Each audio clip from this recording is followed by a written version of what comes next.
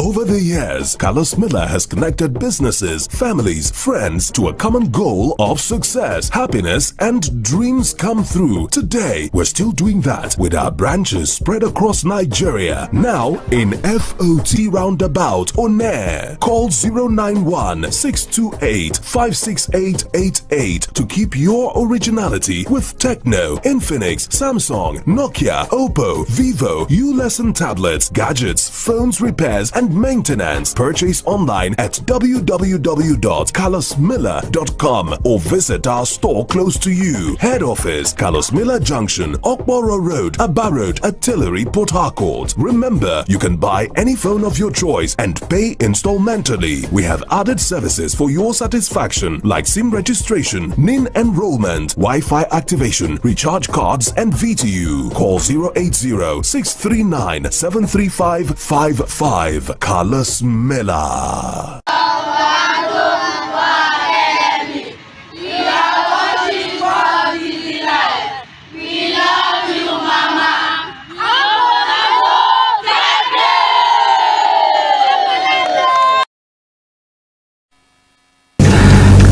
Okay, welcome back. You're still watching Sports DD Live reaching you from this channel. Yes, before we go to the AFCON analysis proper, there are so many transfers making the rounds, but next week on the show, if you join us, we'll take a deep analysis on the transfers since the transfer season will be closing by January the 21st. But this transfer really excites us. A Nigerian player has just led the shores of Wilbros International. He's been signed by IFK Marine in the Finland Premiership League. We understand that the contract is built for 2 good years, and that is Chukwemeka Emmanuel Okereke.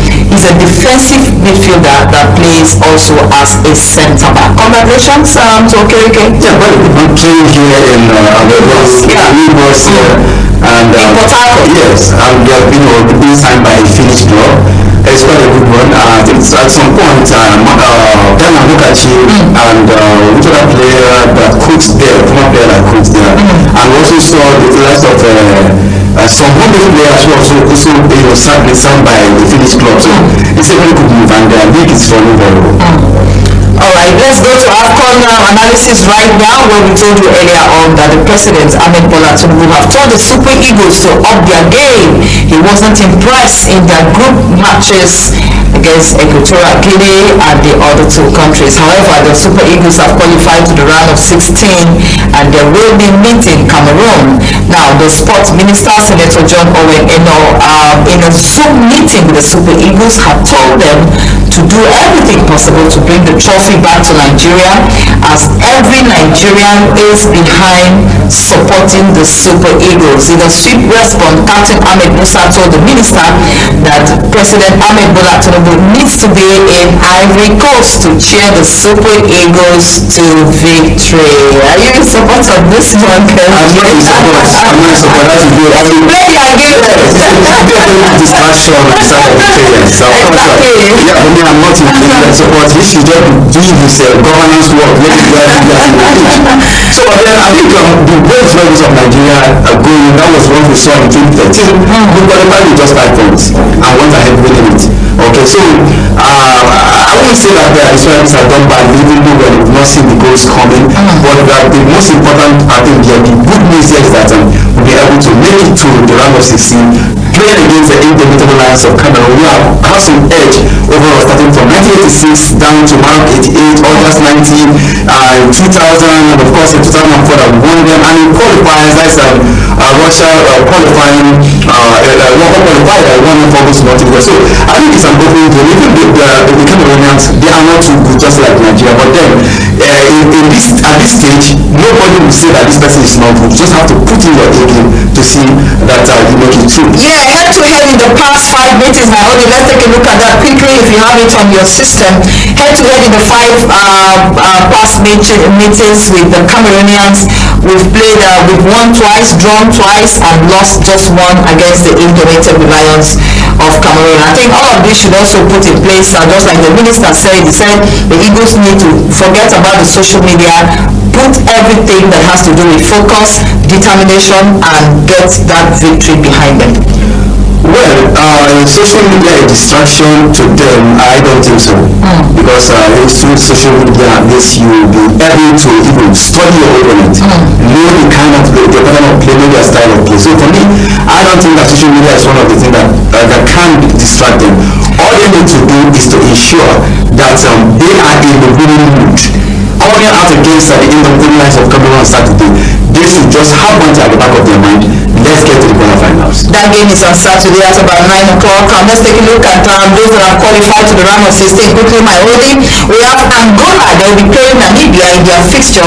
Equatorial Guinea will play Guinea in their fixture. Egypt plays DR Congo. Cape Verde will meet Mauritania. Mali plays Burkina Faso.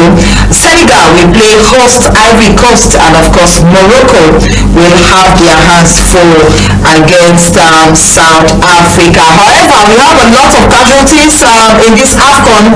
A total of 6 coaches have been fired from AFCON. We told you last week about the Tanzania coach that has been sacked. The closely followed is Algeria.